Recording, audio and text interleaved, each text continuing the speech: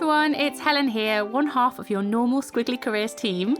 This is the second episode in a series that we wanted to start 2021 with, and it's all about being your brilliant best. I'm recording this, and I know that many of you will be listening to this during another national lockdown in the UK. It's such a hard time for so many of us. Jobs, lives, families are all being affected, and I am so sorry if you are struggling with this right now. I'm really glad that you're listening to the podcast. I know it's only a small thing to help, but we want this podcast, and we've always wanted this podcast to be a source of support for you in your career, and hopefully it's a positive moment for you in your day too. So Sarah's not here, but instead you've got me talking to the brilliant Ben Williams. And we met Ben at an event that Penguin ran in 2019, and he was there talking about the inspiration for his book, Commando Mindset. And as he talked about his story, which, encompasses drug addiction to one of courage and conviction and a career as a commando, I was totally amazed. I love his honesty, his energy, and also how he's taken his experiences through his business and now in his book, and using that insight to help other people with their careers and with their mindset too. So that's what we're talking about today. We're talking about mindset, and we discuss resilience. We talk about values, which is something we're both really passionate about. And I loved speaking to him so much. I learned a lot for him and his approach, and I also laughed a lot too. And right now that feels like just the sort of thing that we all need. So let's get started, and I'll be back at the end of today's podcast to let you know about what's coming up next in our How to Be Your Brilliant Best series.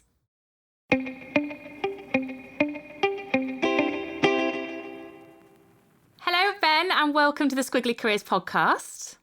Hello, how are you?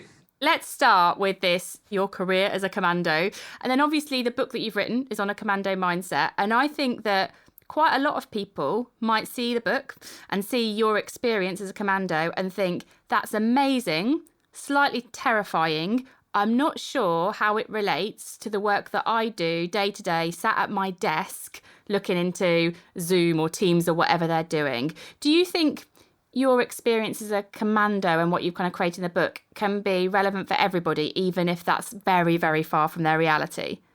Yeah, absolutely. And I think the commando part is very much a perception. We big burly men covered in camouflage running around doing things. But commando mindset, it's a particular way of thinking. And it's a particular way of thinking when especially difficulty arises or challenge appears, hurdles need to be overcome, adversity needs to be dealt with. I always say to people, talk about the commando mindset. Commando mindset, you're never going to be able to, as a civilian, access 100% the commando mindset, because you have to obviously go through 32 weeks of Royal Marines training.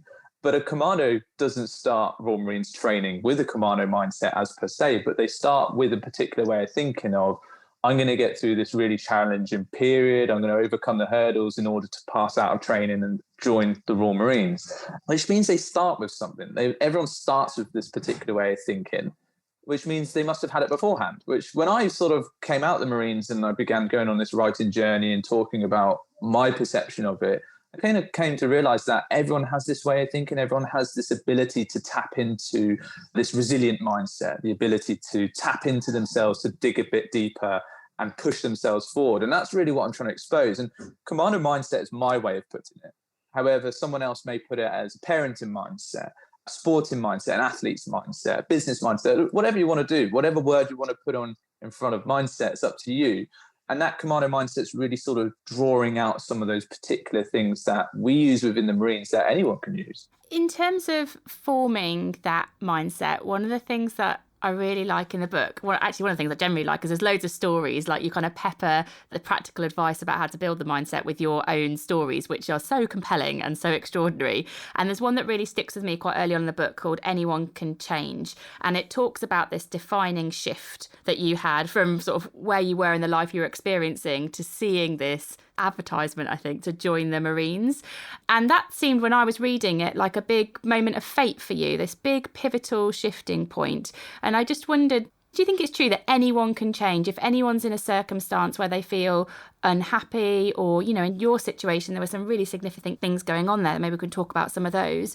If we think anyone can change, do you think it requires fate to make that happen? Or do you think that people can create that environment. There's things that they can do where they can go from this situation that they might not be happy and that might not be the best for them into something that can look significantly different and, in your experience, transform your life. What are your thoughts? I do believe everyone can change, and I testify that with my own sort of story that I tell in the book. And for those which obviously haven't read it, and just to give some more light on it, struggling with drug addiction, unemployed, really questioning why I'm here, and trying to make a very tough decision whether I'm going to carry on living or not. It's a real dark point in my life. And I think actually, yeah, there probably is a bit of fate to play in there. But I also think there's also 50% create in there as well. And the reason I mixed the both is because the fate part was bottling it, not going through with it, not doing it, something just coming over me that says, don't do this, and actually being lost in myself. That sort of fate of actually being, I don't even know what I'm doing here right now. And I've got no recollection of that time, whether it was a couple of hours or whether it was a day or two. And I believe there was fate in seeing this video pop up on YouTube. I didn't click for it. I didn't look for it. It just appeared. And actually what it did was trigger a way of thinking that took me back to being a young boy when I used to go to the Royal Marines Museum and feel inspired by the pictures and wanting to actually join and living this quite innocent life of hiding in bushes with my brother and want to be an army man. And I think the fate part of it was this video just randomly appears on YouTube, and not searching for it. It appears, I see it, it reminds me, and then it sort of pushes me into this create phase. What am I doing? Why am I thinking like this? I used to have this incredible ambition. I used to be inspired by something, and I've lost it along the way. And it was a very sod this. Let's get a grip of yourself. And that sort of turning point for me personally, where it goes from fate to create, of it's that wake up call. But then everyone has wake up calls. COVID itself's been a massive wake up call for a lot of people. And it takes that sort of nudge of fate to go, wake up. But then when you've woken up or you're prompted to wake up, then you've got to do something about it. And that's when you have to go on this sometimes dark, difficult, adverse, positive, whatever you want to look at it, journey to then begin that creation of what that next step is for you. And for me, it was ditch the drugs, stop wasting your life, get a grip of yourself, go and do something that you want to do. And that was to join the Marines. And when you talked about, remembering being in the bushes and your memories of a childhood, that was a source of inspiration for you that gave you like the impetus for the action, like massive action that you took. And inspiration's a really big part of the book. So does a lot of inspiration come from looking back, like looking at times in your life? If people are listening and they're thinking, okay, if inspiration's part of how I can create change for myself, is one of the things that you would recommend to people, think about those moments in your life before now, when you were at your best and you were inspired. Would that be something you would recommend to people? Yeah, inspiration is a huge part of it, but inspiration evolves over time. So just to put it back into my own shoes, just for an example, the inspiration for me was to get clean and get to the gates of the Marines, get to day one. But then when I got to day one, that sort of inspiration of getting clean has fizzled away.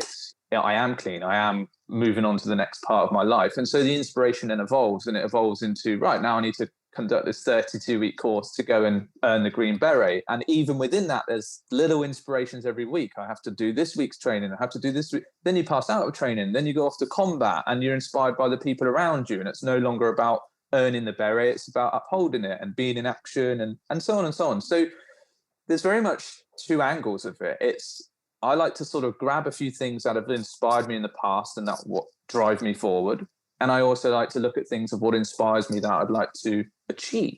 When we can tap into those things that genuinely make us feel good and make us feel ambitious, then you're aligning to what inspires you, which can drive you forward. One of my biggest inspirations now, my children, I actually find looking at them and looking at their innocence every time you go home is more compelling when things are actually going wrong. And when things feel against you, you look at them and they remind us of sometimes the simpler times and actually why we're doing what we're doing. And it kind of builds you up, doesn't it? Like, actually, I'm going to go and take this on. When success is there, it's very easy to get lost in it and keep with that flow and not remind yourself of why you're doing what you're doing. When it's going a little bit iffy, you look at what inspires you. And that's what I genuinely think helps drive people forward. It reminds me a bit of Angela Duckworth's work around grit. In our sessions, sometimes we try and summarise it as these like 4 Ps that help people with grit. And listening to you, I can almost hear them in what you're saying. And the first one is purpose. Like if you want to stick at anything, 32 weeks of what I assume is very hard training.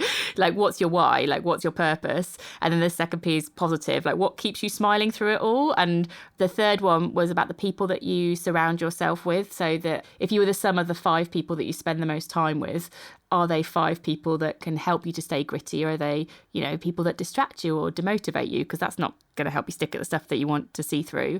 And then the last P is all about progress. And just listening to you saying, like, first of all, it was day 1 and then it was sort of week 1. And how are you really thinking about the progress? Because sometimes going from A to Z can feel like, from day 1 to the end of week 32 would have felt massive, I would imagine. But just getting to the end of week 1 or whatever those milestones were would have helped you to stick with things. So Royal Marines training is broken up into 5 parts. So you have foundation, which is 3 weeks long, and you spend basically 2 weeks in a block side by side with 60 guys.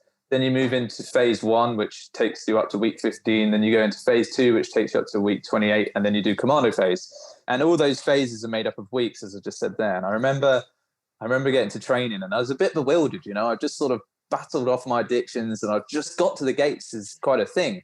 And I was really inspired. I was like, this is an awesome part of the journey. I'm here. I've made it. Like, that was my thinking. I kind of neglected this. Oh, hang on, there's 8 months ahead of me. I was just like, yeah, I'm here and here we are. Anyway, so Marines training is very surreal. It was day 2 and we were all stood there in 3 ranks inside the foundation block. And I look as I look now, sort of lightly shaved head, not the beard, and a bit more gaunt. And we're all stood there and everyone was really quiet. I whispered to the lad next to me, I don't know what came over me. And I whispered to him, I went, I can't wait to get on that 30 miler. And the 30 miler is like the final test of Royal Marines training of the commando phase. And it's 30 miles across Dartmoor. And he just went, shh, and like shushed me. I can't even remember why we were waiting there, but our instructor wasn't nearby. Well, I didn't think it was anyway. So I was like, oh, did he, like, had this really sort of pathetic conversation with him, like, oh, did you hear what I said? Can't wait for that 30 miler, trying to get to know this guy. And then out of nowhere, this voice just booms, oi! And everyone was like, obviously already quiet, is even more quiet. And I thought, I bet that's aimed at me. I just stayed quiet. Just looked forward and tried to just be the grey man. Obviously, I was rainbows at this point. And, oi, what's your name? It's like, that. Hopefully it's definitely someone else. And then this instructor just appeared in my face, and he was wearing the green beret and he was dressed immaculately, and he just delivers this really hard-hitting messages. Like, what did you say? And I don't know why. I literally had an out-of-body experience, and I felt like I was stood next to him with like my arms folded like a disappointed mother, tapping my feet, looking back at myself as I then rolled out the sentence. And I don't know why I told him, but I just went, oh, I just said I'm really looking forward to being on the 30 miler, Corporal. And he was like, you'd be lucky to get out this block if I have anything to do with it. But it was just this sudden wake-up call where I thought, oh my God, this is actually 32 weeks long. And although like earning the green beret, I've got it behind me on the wall there, was this inspiring thing to go and achieve. Actually, I had to get through today, and I had to get through tomorrow, and I had to get through next week. And actually what I went and did was each week there's another troop in front of you, 2 weeks ahead. And so I stopped looking at the end troop. Every 2 weeks, a troop would pass out in their immaculate uniform. There they go, off on their journey. You get lost looking at those guys thinking, oh, wow, I can't wait to be in that position. And I ended up just ignoring it and just focusing on the troop ahead and just listening to what they had to say about how they got through that next exercise, what the next week entails, and tried to feel more inspired by them, even though they're only 2 weeks ahead of us. And you get this wall planner, which basically has every week on it as well. And I just blanked out all the weeks and just had the next week on there. And every time we completed that week, we took it off and we had a beer and we celebrated, and then the next week and next week. And actually, it was a real nice way of being able to know where you're going, knowing that the point Z is this Royal Marines signature of approval, green beret, and go off into the career. But you've got to get through B, C, D, E, F, G, all the way through. So that was our way of staying, or my way of staying, having that grit and determination to just keep tapping off each week, as opposed to, right, when's the 32nd week coming? One of the things that I really like in the book, and that I think is something that we share, is the importance of knowing what your values are and applying them to the work that we do. And when I got to that in your book, I was like, yes, more work on values. Can you share a bit on your experience of understanding what your values are and how they've come to play in your career, in the Marines and in now? Yeah, so I think values are so important. And I think sometimes in the business world, they can be a little bit overused in the sense that, and you would have seen it yourself, that companies have these values, they say they live by these words, and then all these things happen internally where you're like, no one's living by the values here, and this isn't right. And that's because people maybe haven't had the opportunity to express them. They don't necessarily maybe understand them properly or what the business means by achieving them. But also where I've worked with businesses to help sometimes reform and restructure their values and help people use them is they've got to be human-led. They've got to come from maybe the humans within the organization. But I've been to places where commerciality and some profitability on the wall and stuff, where you don't go home and say to your children, hey, let's be more profitability today. And that's my belief around values. It's that you can have some business orientated values, of course, but what are the human words within your organization? And that's what I found within the Marines is when I turned up on day one, I didn't really know what values were or not really sort of heard about it. And this instructor pushed a bit of paper into all of our chests, learn them by the end of the day and know what they mean by the end of the week. And it was like excellence, determination, courage, integrity, humility, discipline, cheerfulness in the face of adversity is a great one. And these were the spirits and the values of the Marines. And, even on that moment, it's like, oh God, another thing to learn, courage, determination, trying to go through this list. But then when you progress through training and then you go into combat situations and you go through your career, you really see what courage looks like. You really see what determination looks like, discipline, cheerfulness. And I remember doing some work with a business last year. We went and did a 2-day consulting package for them to understand what some of the people gripes were throughout the organization. What do they want? And I remember coming up against a real sweet, but quite to the point young lady. I asked her, and I'm quite passionate about, as you can tell through the book, about values, very passionate. And I said to her, what do you think of the word values? Like, it just came up in conversation. She was, it's a load of pish, isn't it? A load of tosh. And we had this conversation about how values are a load of tosh and blah, blah, blah. And I went, okay, that's a fair point. And she was like, I don't really buy into business values. I don't really have my own. I'm sort of just not really inspired by it. And everyone's entitled to their opinion. Totally get that. But I did say to her, I was like, what do you do at the weekend? And she was like, I go up to the mountains. This is in Wales. I go mountain biking. I like rock climbing. I just like being in the wild. Okay, that's cool. That's interesting. So if I said to you the word adventure, what do you think? Her face changed completely. Like everything just changed. And she's like, oh, well, it's sort of, out there doing things. And her hands moved and she was completely animated. I said, so imagine if you came into work and you saw that word on the wall which said adventure. What does that mean? She was like, well, I'm committed to it. I believe in it. I said, so you do like values? And it just we got to the point, and I wasn't trying to convince her that she needed values. I just wanted her to see actually values can be anything. They're from the angle you perceive it. And that's a very human word for her. That's a people-driven word for her because she's bought into it. And that for me is working with businesses to say, how many of these words come from the people? How many of these words do the people actually believe in? Because you get your values right, and people will fight tooth and nail for them. You take into account the Marines as you're paid £18,500 a year to be going through doorways where you can hear the enemy talking on the other side of the wall. You're not doing it for money. You're not doing it for Queen and Country or the government. You're doing it for the guys and girls around you. And that's a commitment of courage, determination, unselfishness to get through those difficult situations. They're so powerful, and businesses can tap into them right. Values are so powerful. I love that. I absolutely love it. And you also, when you talked about a bit of paper, I mean, my coach didn't slam a bit of paper on my chest. So I can imagine that would be a memorable experience. But you mentioned one of the values of courage. And in the book, you talk about like a 4-step process to sort of getting towards courage. That really resonated with me because I think there's a lot of pictures and there's a lot of quotes that say, just get into your courage zone. You shouldn't spend any time in your comfort zone. You should just get out there into your courage zone. And I don't think that's an easy thing for people to do because I think it's relative. Like your courage zone would look very different to mine. And I don't think you can just flick a switch overnight and go from I feel comfortable and stable and I know the work that I'm doing, to feeling, at the extremes of this kind of, I'm in this courage zone where I might feel out of my depth and not in control. Can you just talk a little bit through those 4 steps? Because I think that would be really helpful. Maybe someone's thinking they're in 2021 and they're thinking, I really want to push myself this year, but I don't quite know how to get from where I am today to this kind of courage zone. What would you advise people to do in terms of the action they could take? It all starts in comfort. I always talk about, being a child with all this type of stuff, because for some time in our childhood, we actually are relatively fearless. We have the ability to just fall over and get back up, or try and do things. As parents, especially young parents, you'd know this, you're constantly sprinting towards things to pull them back from somewhere. Don't go near the curb, because kids are fearless. But over time, we learn behaviors, we witness things, we hear things, and things happen in our lives that cause us to program ourselves as we go along.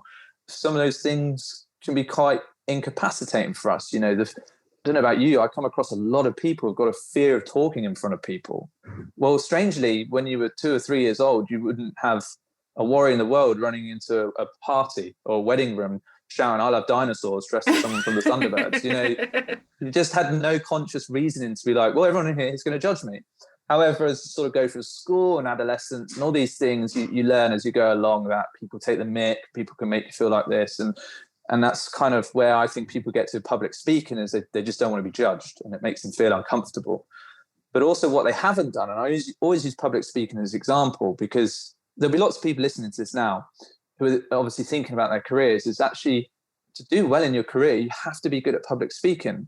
Public speaking isn't just delivering a motivational talk as Tony Robbins would to an audience of 1,000 people. It's talking to 3 or 4 people within your team about a report. It's talking about budget. It's talking to the line manager. It's the CEO. Justin, if you want to progress, you've got to learn how to talk. What people don't do enough of is put themselves into that situation. They go, I don't want to talk in front of people. And when the opportunity arises, I'm just going to quickly get through my PowerPoint as quick as possible, and then I'll just go back to my desk. What that's not doing is going to create the ability to do it better in the future. So this goes through this 4-step process. We all begin in our comfort zone somewhere. I try and spend as little time out of my comfort zone, to be honest, because it can be quite a dangerous place. It can make you fat, it can make you unhealthy, it can make you poor, it can make you procrastinate, all these things. And comfort is what we know to be familiar and secure. Outside of comfort is this next step, which is fear. And fear is sort of uncertainty, the what ifs, but this could go wrong, this might happen, I might fail. You have to go through this fear. There's no way around it. You have to embrace fear. And this was something I learned linking it to values of courage in the Marines. Is I've seen guys literally standing on doorways, shaking with utter fear, trying to get a grip of themselves before they go and commit to the action. They go and commit to the action. And it's having this ability to go adrenaline effect, psychological effect. I could do this. So we all go through a state of fear at some point. Every day at some point we'll go through a state of fear. And it's how we progress through that to the next stage that helps most. Because then what happens when we manage to get through it, whether we succeed or we fail, we've at least attempted that task, or we've embraced that fear, and we begin to learn something about ourselves. And when we begin to learn, we can begin to grow. And they're the 3rd and 4th steps. So you begin in your comfort zone, you have to embrace fear, then you learn about yourself and grow. And that learning comes from reflecting on the situation. Wow, what have I just been through there? How did I feel? Did I like it? I didn't really like it. What could I do differently? The worst thing is to regress and go back to the comfort zone and go, that didn't work for me, I'm never doing it again, which stems from public speaking. No one's going to sit there and laugh. We don't live in a world where everyone's going to laugh at you, but we laugh at ourselves, and we inside will be going, I think they're looking at me funny. That person's yawning, all these things. So I'm not doing this again. And there we go. Someone returns to their comfort zone. The fear part for me is you're on this island. Okay. Comfort zone's your island, and it's very basic. It's just you and Wilson from Castaway, and you can get by. You can get by. But you can see in the distance another island, and on that island there's skyscrapers, planes taking off, and it's a better island, and you're going to have a more fulfilled life. So that's a new place you want to be. Now, you can either look at it and go, I'm comfortable here, I can get by, it's average, but it will do for now. And that's fine. Some people are happy to stay in that area. A lot of people want to be on the other island. What they got to do is they got to get through the choppy, dangerous, is there sharks in their water, to get to it. And that's fear. It's the fear of the unknown. It's I don't really know what's in there. I'll give it a go to see what happens. I'll build a raft. I'll take a punt at swimming. And you might learn there are sharks in there, or there are big waves. And actually, I need to come back and think about this. But you want to try and get to it. And I find if you really want to be on that other island, you have to learn to swim with the sharks. And that is just part of it. And so the 4-step process is really trying to inspire people. This goes back to inspiration, goes back to the values. It's have that courage, have that determination, know your reason as to why you are doing this, and go and give it a go. Calculate your risks, know what lies ahead, know where the failures are, but embrace fear. And we have to look at fear. You're only born with 2 fears, the fear of noise and the fear of falling. Everything else we accumulate along the way. Some are completely irrelevant. Yes, we need a fear of heights. Yes, we need a fear of fire. Yes, we need to keep ourselves alive. Fear of talking in front of people, it's a bit made up, and we can all get through this. And so it's inspiring people to step from their comfort, embrace fear, learn as they go, and then grow. Be aware of growing as you go forward.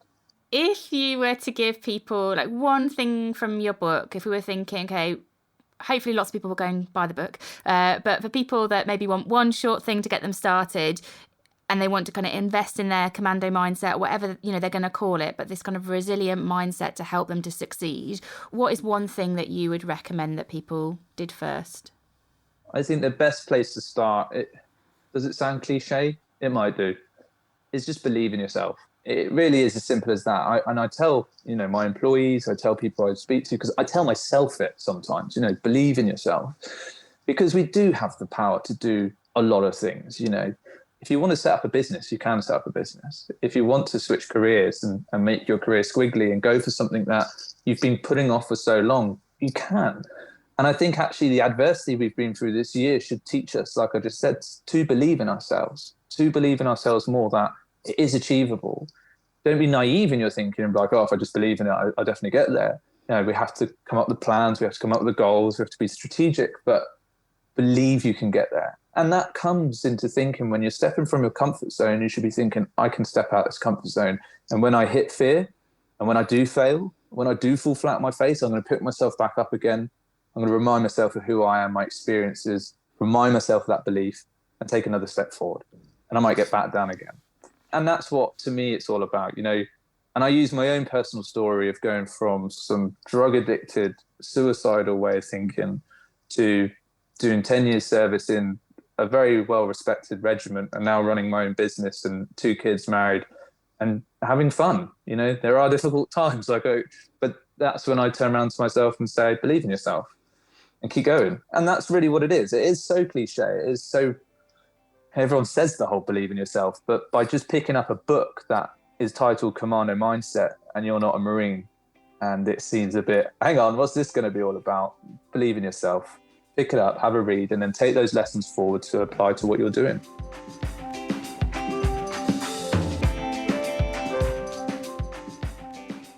So I hope you enjoyed listening to Ben and my conversation. I definitely could have just kept chatting to him. I always feel energised when I speak to him, so I hope it's helped you too. Ben's book, Commando Mindset, is out now, so do take a look at that. And you can also follow him on Instagram. I'll put the links to his book and his Instagram handle in our description for the podcast, so just go there. And next week, instead of me, you've got Sarah, and she is going to have 2 guests on the topic of entrepreneurship and innovation. She's going to be talking to Jim Collins, who is one of the world's best known management gurus. I never liked the word guru, but I think if anyone was a guru, it's him. And also business thinker in the world. Jim is amazing. Probably know him from his book, Good to Great. He's had such a significant impact on management theory. And so she talks to Jim, and she also talks to Anne Bowden, an amazing female founder and CEO of Starling Bank. And they talk about, how you start things, how you can be an entrepreneur, how you can be an entrepreneur, how we can all innovate in our work and in our careers. I've not listened to the full episode yet, so I'll be listening to the first time when you do too. And I'm really excited about listening to it. So I hope you're enjoying this series. If you think it's something that would help other people, please do rate, review. It helps us to reach more people that don't yet know about squiggly careers. So that would be a lovely way of helping us to help others too. But until next time, everyone, have a great week. Bye.